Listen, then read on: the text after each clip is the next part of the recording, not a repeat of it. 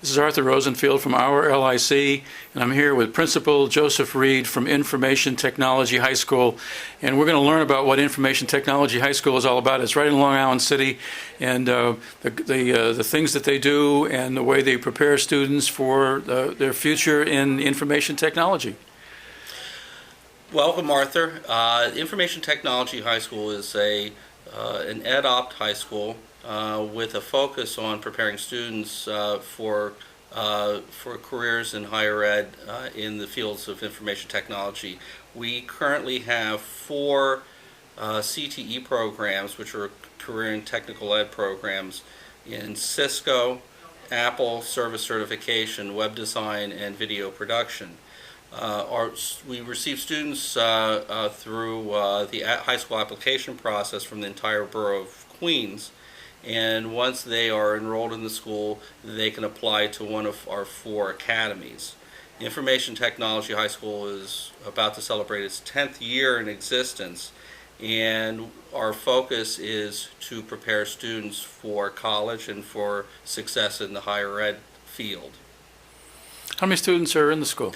Currently, we have 900 students in this school.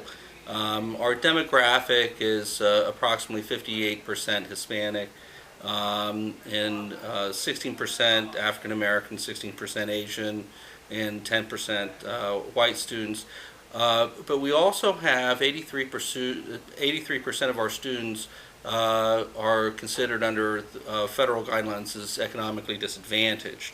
And our focus is to create opportunities for our students to succeed in the academic environment and to be successful at high school, because data shows that if students are successful at the high school level and go on to the higher ed level and are successful there, they will have greater lifetime outcomes in overall income and in other areas of their life. So our focus is to not only prepare our students for success at the higher ed, but also prepare our students to be successful in life. What a great opportunity for kids today to come to this school, because technology is used in every kind of business and every kind of institution and government all across the board. And there are probably more jobs available for competent technologists of all kinds than almost anything else. So you have a great opportunity to educate the young people to be taking those jobs, be qualified for them. And it's not, and it's a necessity. We have to recognize that the world changes very quickly, and that we're no longer in competition with the person next to us or the person in the next state to us. We are in a global economy, and we must prepare our students to be competitive on the global stage. And in the area of technology, that is the primary driver to worldwide economics. And in order to be successful, they have to have a solid background in that. We've had students who have gone on to open their own businesses, who have been very successful in the area of computer maintenance, repair, and video production and filmmaking. And those kinds of opportunities that they have were a result of the opportunities that we provided them here at Infotech. That's great. Okay, so now we have Cornell Technion going maybe 2 miles across, if even that. Yeah. As a new institution, and also as a new factor in developing or making New York City a center for applied sciences worldwide, something very special. And your high school, Information Technology High School, is right here, right in the shadow of that development, and it seems that it would put a focus on it from the standpoint of any government agency or education department or anything else. So this is a really important time for the school to have the benefit of all of that new focus on technology in this little small geographic area of Long Island City and Roosevelt Island. access is an important component to our success. Without the access, we're not able to provide the full range of opportunities that they deserve and that will make them successful. And if our students are successful, that means that our community is going to be more successful, and that means that our country is going to be more successful.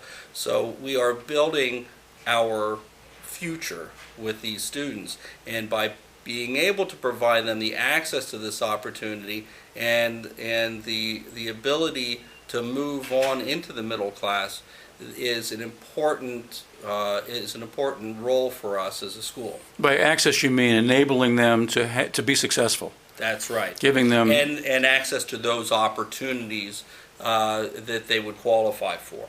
That's great. Well, I'm really interested in seeing what the school itself looks like and what some of the instruction sounds like. So if we could take a little tour and see what information technology is like inside, that'd be great. Well, let's go take a look. Thank you.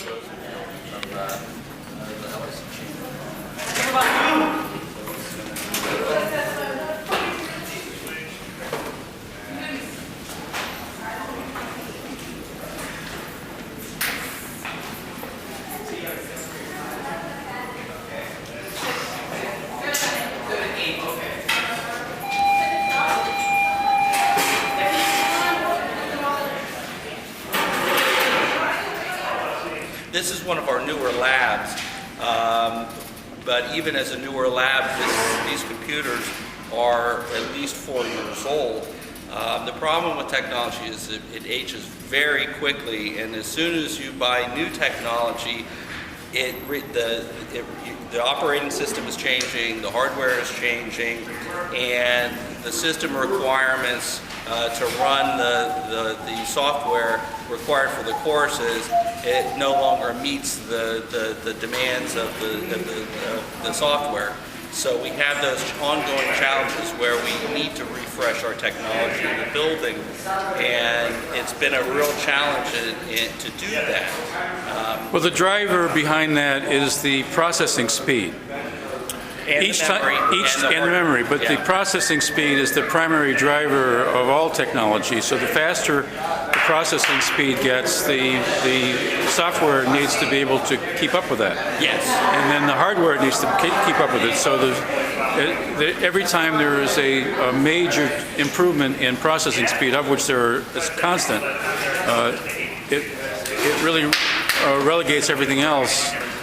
It makes it obsolete. Obsolete. So, for example, or too slow. Right, exactly. So, for example, in this lab, the primary application that is used is Adobe Premiere, and we are using an older version of Adobe Premiere from CS4. And Adobe is now is at the point where they have CS6, so we're already two generations behind. These students will take certification exams on those applications, and it puts them a little bit behind the 8 ball in order to be successful in those exams if they're using very old software. I would say that the senior group, the entire class, has passed their certification exam for Adobe. So even in spite of the fact that they have that challenge, they have still been successful. So how often do you think the school needs to upgrade the technology in the school to keep the students progressing at the same rate as the technology is progressing? I think it's a 4-year progression. You need to have a refresh cycle of 4 years. Anything longer than that, you run the risk of the operating system not being sufficient, the processing speed not being sufficient, and the hard drive space not being sufficient. We ran into that problem with our Dell computers, and as we moved to refresh with Macintosh, a lot of that solves that problem. But it's generally a 4-year cycle. I'm just going to swing the camera over that way to show the students there. They're all, backs are all turned to us, but you can just see that they're working on these computers. And this is another lab in here? Now this room is the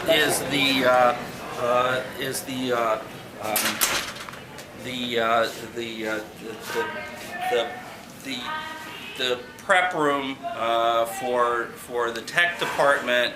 So we'll have specialized equipment in here for video production. So at these stations are specifically used for compiling video and editing video. So these are video bays. Same over here. This is all over here is again. This is work areas that is for the web design group. So there are these are additional resources that the web design class will use. And depending on where we have our Cisco class, you'll either see racks in here or you'll see racks out in the main lab. In this room, we have our web design courses and some of our Cisco courses. This is the newest lab. These machines are 2 years old. And this lab was refreshed through internal school funding from tax levy funds and NISTL funding. So what goes on these center tables? So there are, depending on what's going on during the lesson, sometimes we need the students in groups focusing on project development, focusing on skill development. And then they would move to their workstations to actually do the hands-on work. So here they're doing the theoretical work, and then they move to the workstations to do the application. This is where the instruction would take place in these tables, and then they go back to their workstations, yes. where they can actually. Or they meet in their work groups, depending on what the project is. So depending on when you walk in the room, you may see groups of students working on a specific project in a work group, and they do their planning and their layout, and then they move to the workstation to actually do the development piece. Now, did you say that this equipment in this room is this is the newest. This is the newest. And approximately how many workstations are there for the students? In this room, there are 34 workstations plus the teacher workstation. So we always have, with any lab, we always have 34 workstations for the students because that is the maximum size of a class. So we make sure that there's always one workstation for every student.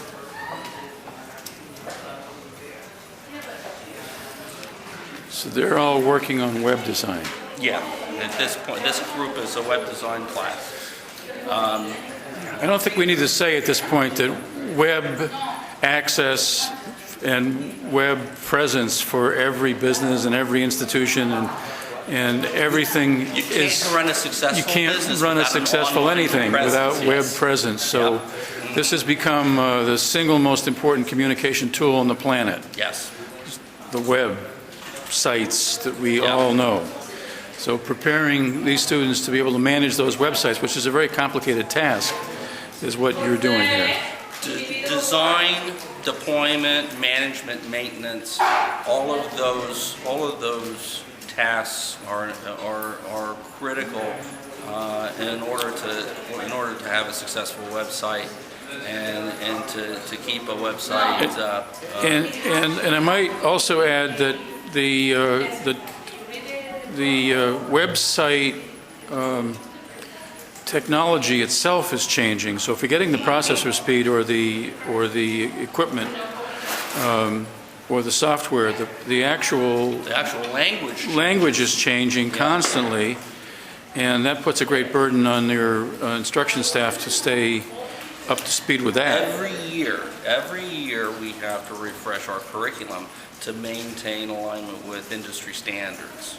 Everything that we do in our CTE programs are aligned with industry standards. We cannot fall out behind what's going on with industry, and that's why when we were in the room where we had our video production class, it becomes a bit of a problem if we're using a software package that's 2 generations out behind what the industry is currently using. Okay, just another question to be absolutely clear on it.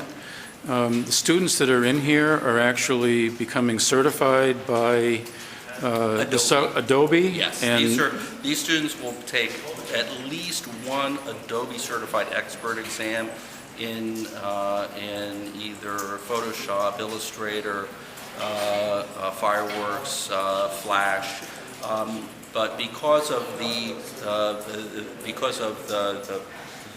certification package that we have, many students earn multiple certifications. The minimum is 1 certification, but they have the opportunity to earn multiple. what are some of the others that they might earn? So for this group, the primary application is Dreamweaver. But there are so many components that go into the development of a website. For example, Flash. Flash is used in almost every website these days. So many students will also get a certification in Flash. Fireworks, Illustrator, Photoshop is another critical piece. The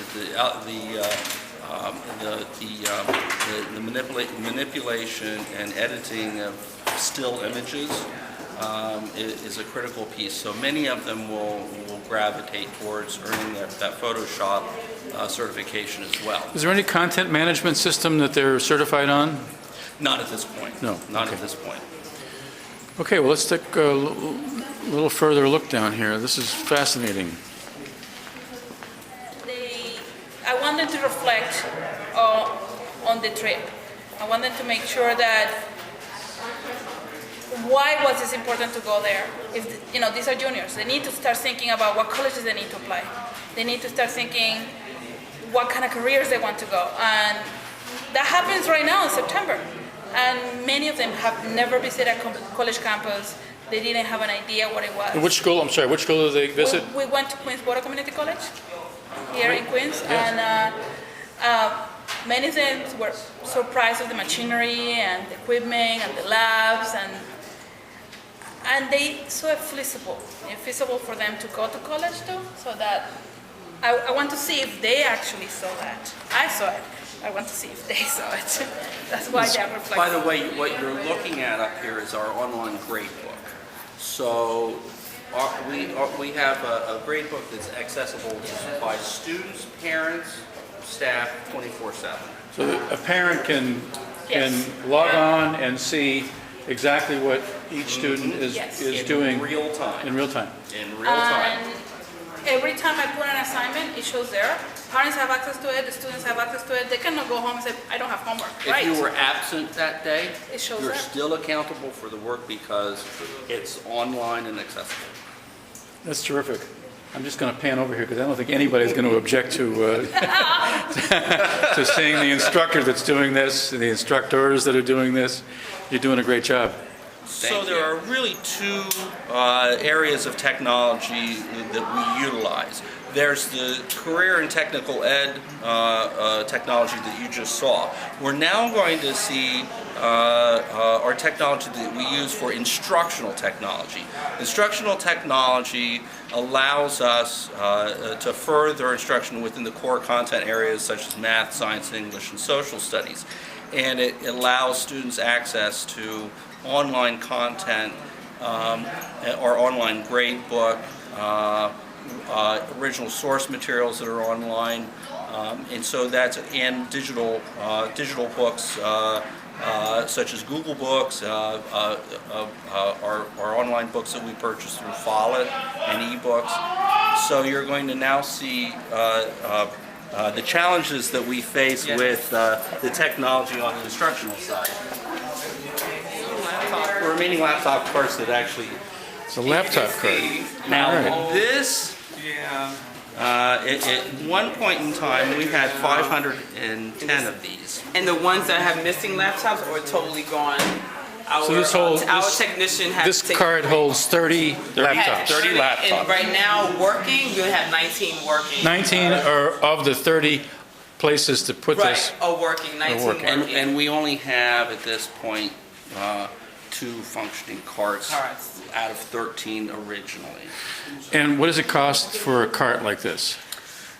This cart, if you just replaced the hardware, just the computers, and kept the cart, it would cost you approximately $35,000. Just to replace the, So if you had any, so if the average cost of a MacBook on today's current price list would run you somewhere around $1,129. So, which is comparable to actually much less. so it's than- $35,000 to replace It's 30, it. yeah. So these computers that you see here were purchased in 2005. And while we still have many computers that are still That's functioning, 7.5 years ago. 7.5 years ago, and we're still using them. Yes. Over time, because we had issues with purchasing of parts, as a screen was cracked or a logic board burnt out, we would cannibalize the machines for parts. Right. Because we have an Apple certification program in which we were self-servicing on these devices. So it reduced the number of devices available. But over time, this is a perfect example of what happens when you don't refresh your hardware on a regular basis. Apple changed their processor. So this device has a PowerPC processor. Apple abandoned the PowerPC processor and replaced it with the Intel processor. The current operating system that Apple runs will not run on this device. So we are frozen in time on this device.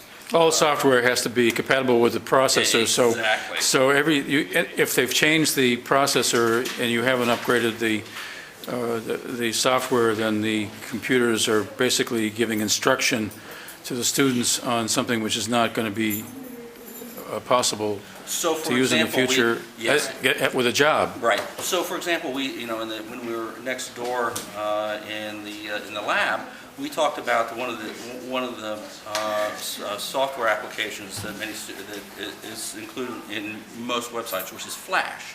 Flash will not work adequately on this machine anymore because the development of the application has progressed to the extent that it no longer functions. So my understanding is that Councilmember Van Bremer has recently put in another 35,000 or whatever it took to bring another one of these. Now, in these that particular situation, what happens is, because in order for this to be considered a capital project, it has to be a complete replacement. In other words, we had to buy the cart as well.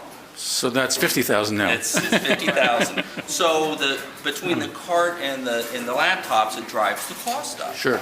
And the councilman was very generous in providing us the first resume that the school ever received, and we'll be receiving that laptop cart I believe by the end of April. We'll see that. That's great. Yeah, he's very good at this. Right, he is. Yes, He's very good and at we're this. very appreciative of his support.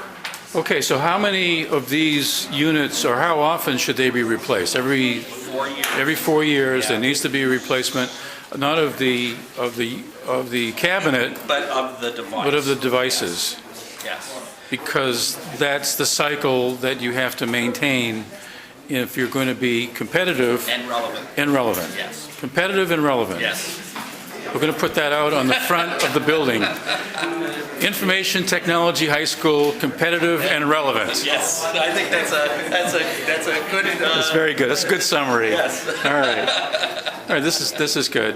All right. So how are these students? You have students in here. You've got about 30 students in here. How are they using these They're sharing. They're sharing? Right now, when they do projects, we do a lot of online learning. At this point, they're just sharing 2 by 2. And, we utilize the online text, a lot of media, now with the Common Core, informational text, so that's what we utilize throughout the year with the laptops. But at this point, the kids are sharing laptops because we don't have enough to go around. Okay, I'm just looking at this blackboard over here, and I see William Shakespeare. Yes, I'm doing about 11th grade. So now I want to know the relevance between William Shakespeare and the computers. Oh, well, I'm sorry. Well, right, I differentiate by what we do is I have a big population that struggles with the content. So we have online a no fear Shakespeare Hamlet version. So my upperclassmen, the 11th, 12th graders, my 12th graders actually doing Othello. They're looking online. We're going along with online, just comparing the modern to the old version of the text. This is really so creative. I'm just going to zero in on that again. March 21st, 2013, and we have William Shakespeare up here. How are important characters portrayed in the play Hamlet by William Shakespeare? And those things we're using these. these. The Common Core standards I have up there every day. My email, I have a website so my kids go to it. And we're using these computers to do what you're creatively giving for instruction. Right back to basic classics of literature. Yes, and it's content that's accessible regardless of the child's reading level. So, for example, there's a book company, Follett Library Books, that is digitizing their collection. And as they digitize their collection, they also will take the same title and produce multiple versions of the same content that are accessible to students of various reading levels. And that's a method by which we can differentiate the content that we provide our students without turning them off or not providing them the access to the content. And that is done through the technology. Well, I'm just totally impressed that you're teaching them 2 things at one time. We do. I mean, this is literature and technology at the same time, And also and broadening their horizons. and also academic vocabulary. So if you come over here, you'll see a word wall that is aligned with the SAT. So we are a big believer in preparing our students to be successful on the SAT. And we have words of the week. So we take the SAT word list and we break it down into 10 words a week.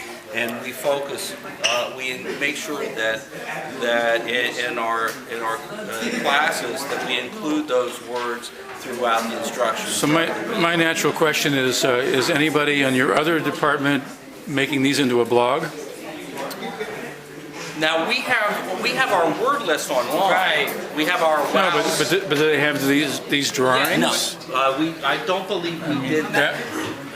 The other thing that you have to remember, that I think it's important to remember, is time. There's a time factor in doing these things. Right. And over the past 6-7 years, we have sustained a number of budget cuts. In 2007, we had 67 teaching staff members in the school. This year, we're down to 51. And the number of students enrolled in the school has not changed significantly over that time. And that's a result of the budget cuts that we have sustained. Well, I certainly hope that's all going to change, because I know I've listened to Deputy Mayor Steele, for example, talk about, and Seth Pinsky from New York City Economic Development Corporation talking about how the United States and New York City have to be more competitive worldwide. So I'm sure that the focus on technology and information technology high school really will be elevated in the future. I'm sure of it. Our primary focus is to make sure that our students are prepared to be successful in college and in life. And the only way that they can do that is to make sure that that they are ready to compete with anybody on this planet. And that is our focus. That is our primary purpose, if you will, to prepare our students to be successful in college and in life beyond. And I would also say that, you know, our statistics bear that out, that we are successful in the area of college readiness. College readiness is a term that is used more and more frequently. And it's something that we have taken seriously here at Infotech for several years now. And this is just one example of our commitment in process. I think your commitment is terrific, and given the strength of your instructors and faculty, I think you've got a winning combination here. Thank you so much for taking the time to show me around and let me to talk with you on this camera. Thank you. Thank you for coming, and we enjoy having you.